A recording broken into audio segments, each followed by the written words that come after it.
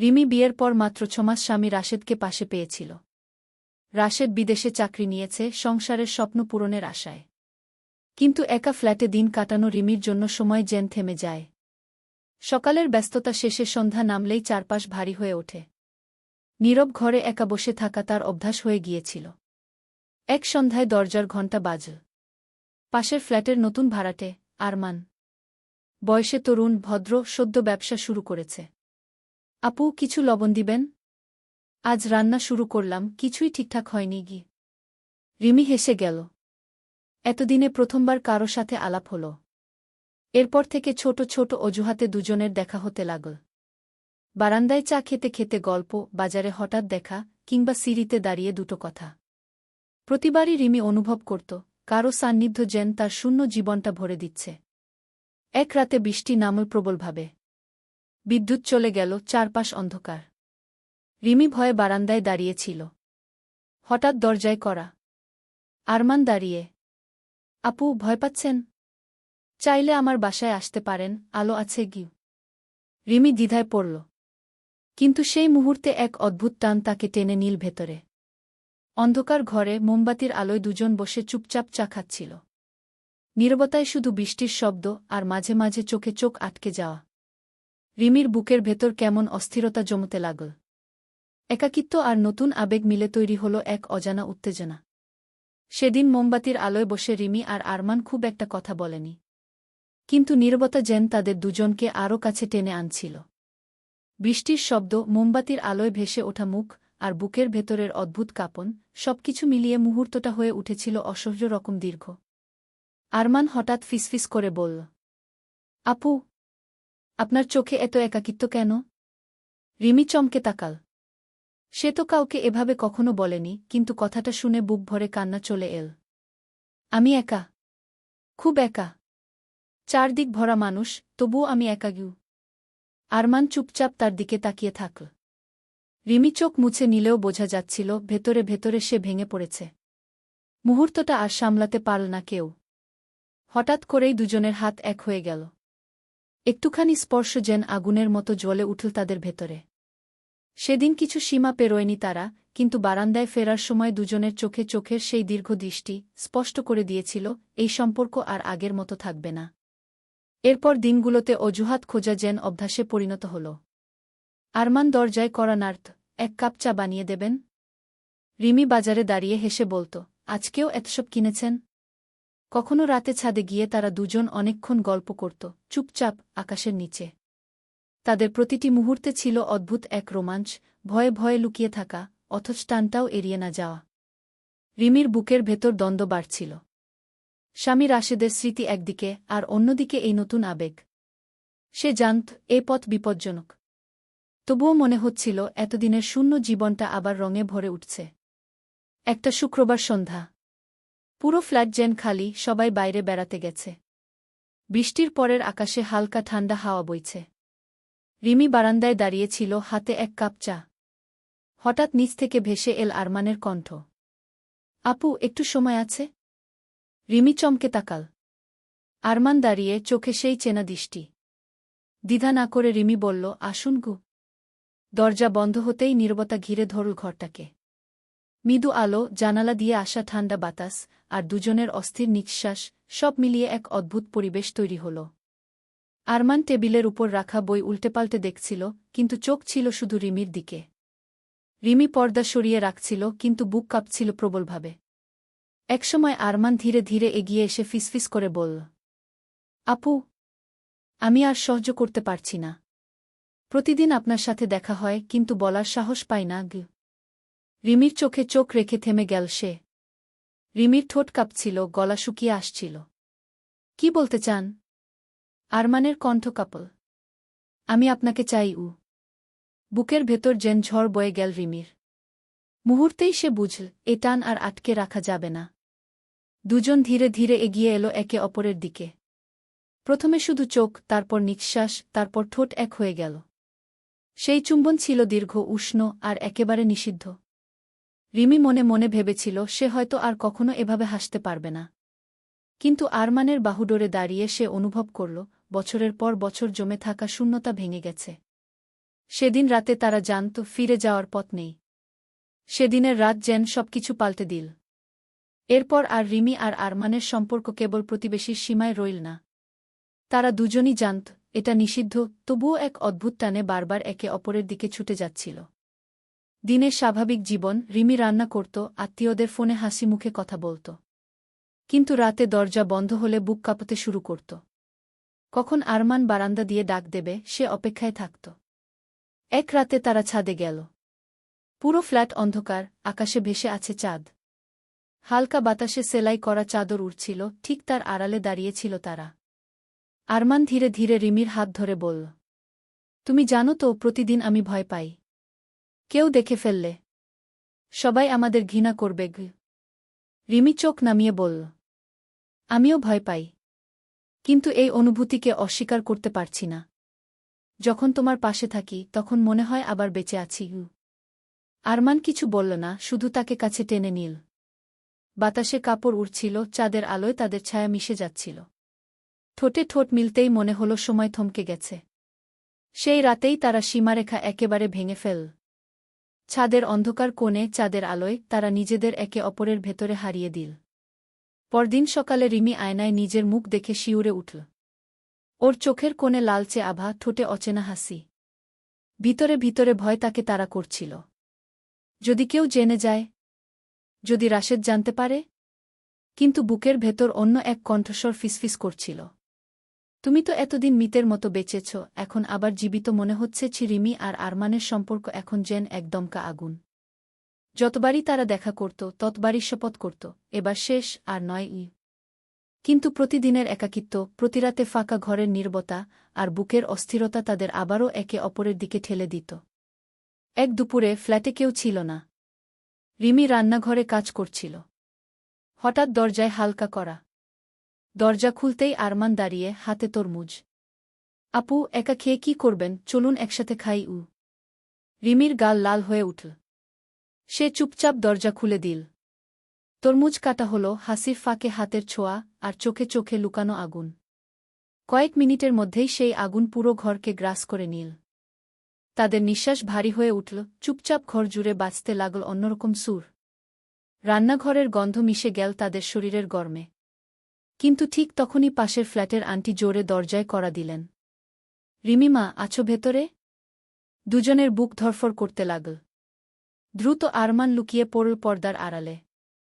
রিমি কাপা হাতে দরজা খুল। আন্টি ভেতরে তাকালেন, কিন্তু কিছু সন্দেহ করলেন না। কিছুক্ষণের মধ্যে তিনি চলে গেলেন। আরমান তখনও পর্দার আড়ালে লুকানো, ঘামে ভিজে যাচ্ছে।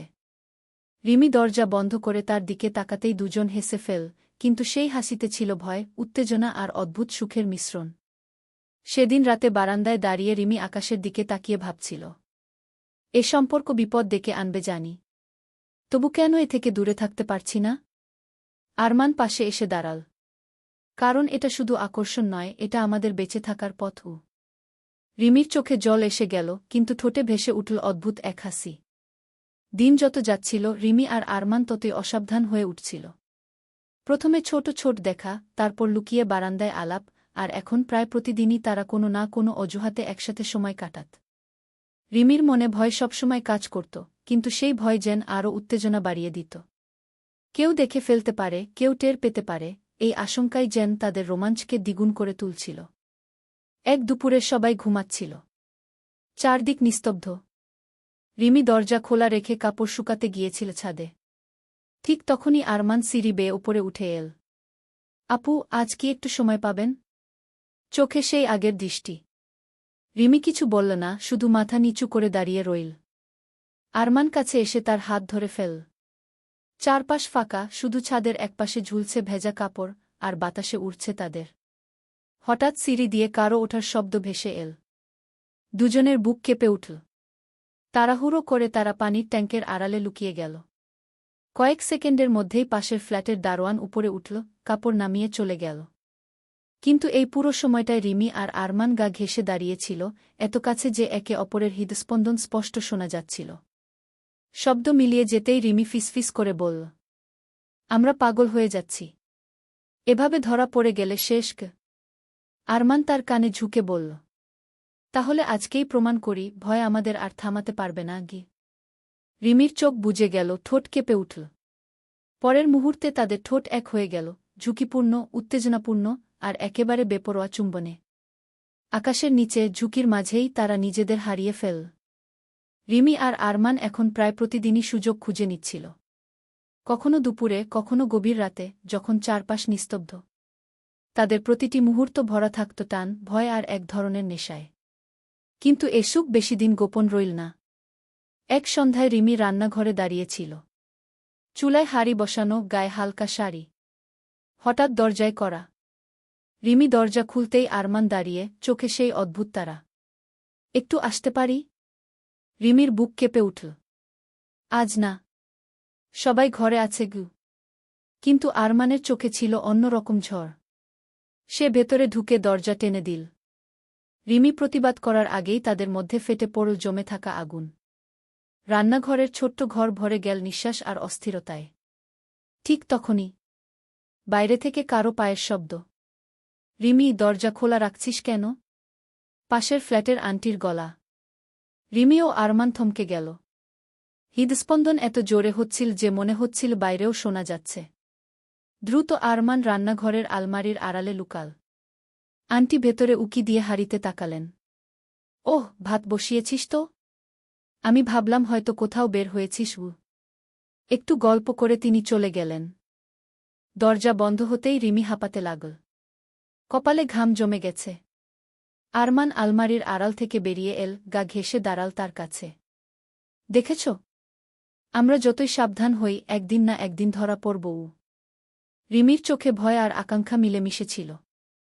তবুও তোমাকে ছাড়া পারব না, আরমান। আরমান তার কাঁধে হাত রেখে বলল। তাহলে প্রস্তুত হও। সামনে দিনগুলো আরও বিপজ্জনক হতে চলেছে। দিনগুলো এগিয়ে যাচ্ছিল, কিন্তু রিমি আর আরমান যেন এক অদৃশ্য জালে আটকে যাচ্ছিল। প্রতিদিনই একে অপরকে না দেখলে পাগল হয়ে যাচ্ছিল তারা। এক রাতে বাড়ির সবাই ঘুমিয়ে পড়েছে। বাইরে হালকা বৃষ্টি, খোলা জানালা দিয়ে ভেসে আসছিল মাটির গন্ধ। রিমি বিছানায় শুয়ে ঘুরছিল এপাশ ওপাশ। মন অস্থির হয়ে উঠল। ফোনটা হাতে নিতেই বার্তা এলো। আরমান, আমি নিচে আছি। নামবে? রিমির বুক কেঁপে উঠল। মুহূর্তের দ্বিধা। তারপর ধীরে ধীরে চাদর সরিয়ে পা টিপে টিপে বারান্দায় গেল। নিচে দাঁড়িয়ে আরমান, বৃষ্টির ভিজে আলোয় তার চোখে শুধু তারা। রিমি ফিসফিস করে বলল, এভাবে রাতে এসো না, কেউ দেখে ফেললে সব শেষ গ। আরমান নিচু স্বরে উত্তর দিল, শেষ হলেও তোমাকেই চাই। আজকের রাতটা মিস করতে পারব না গি। দীর্ঘ নিঃশ্বাস নিয়ে রিমি নিচে নেমে এলো। বাড়ির পাশের পুরনো গুদামঘরে গিয়ে দুজনে দাঁড়াল। বাইরে বৃষ্টি, ভেতরে তাদের নিঃশ্বাসের শব্দ। দুজনেই ভিজে, শরীর কাঁপছিল, কিন্তু সেটা শুধু ঠান্ডার জন্য না। হঠাৎ পাশের দরজায় কাশির শব্দ। কেউ যেন খুব কাছে। রিমি ভয় পেয়ে আরমানের গায়ে চেপে ধরল। কে ওখানে? একজন বয়স্ক মানুষের কণ্ঠস্বর। দুজনের রক্ত হিম হয়ে গেল। ওরা একে অপরের মুখ চেপে ধরল, যেন কোনো শব্দ বাইরে না যায়। মুহূর্ত কয়েক পর সব নিস্তব্ধ। হয়তো কেউ চলে গেছে। নাকি দাঁড়িয়ে আছে ঠিক বাইরেই? এই অনিশ্চয়তা তাদের শ্বাসরোধী উত্তেজনায় ভরিয়ে দিল। আরমান ফিসফিস করে বলল, দেখছ রিমি, প্রতিবারই আমরা আগুন নিয়ে খেলছি, কিন্তু তবুও তোমাকে ছাড়া থাকতে পারছি না গি। রিমির চোখে ভয় আর আকাঙ্ক্ষা মিশেছিল। আমিও পারছি না, আরমান। তুমি ছাড়া এক মুহূর্তও না। গুদামঘরের ভেতর রিমি আর আরমান দাঁড়িয়ে আছে নিঃশ্বাস আটকে।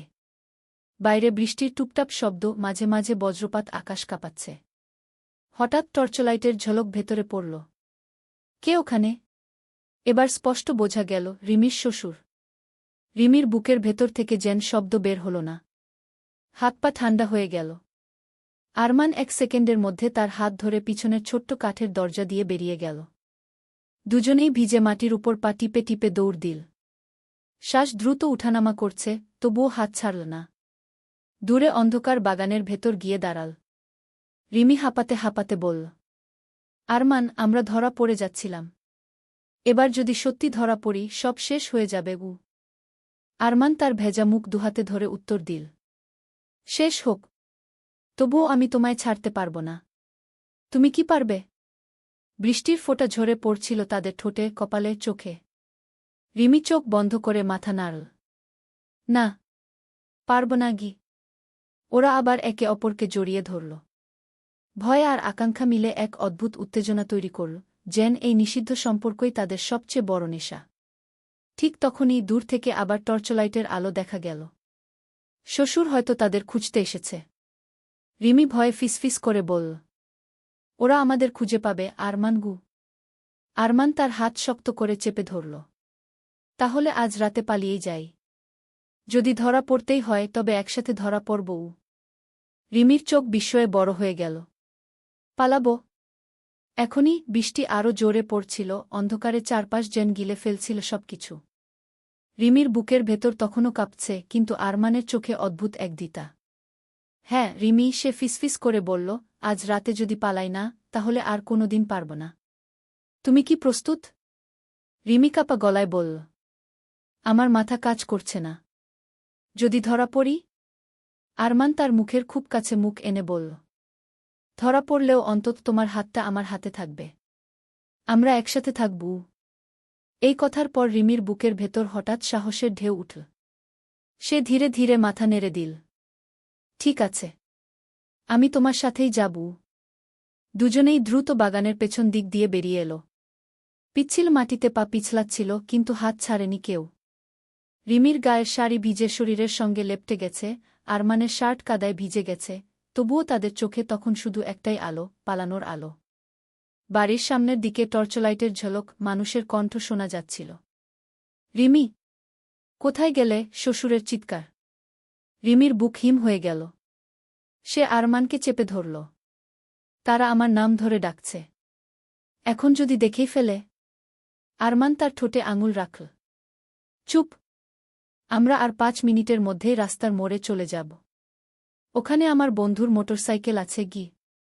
হঠাৎ বজ্রপাতের আলোয় দুজনের চোখ একে অপরের চোখে বন্দী হল। ভয়, উত্তেজনা, আকাঙ্ক্ষা সব মিলে তাদের শরীর কাঁপছিল। রিমি হঠাৎ আরমানকে জড়িয়ে ধরল।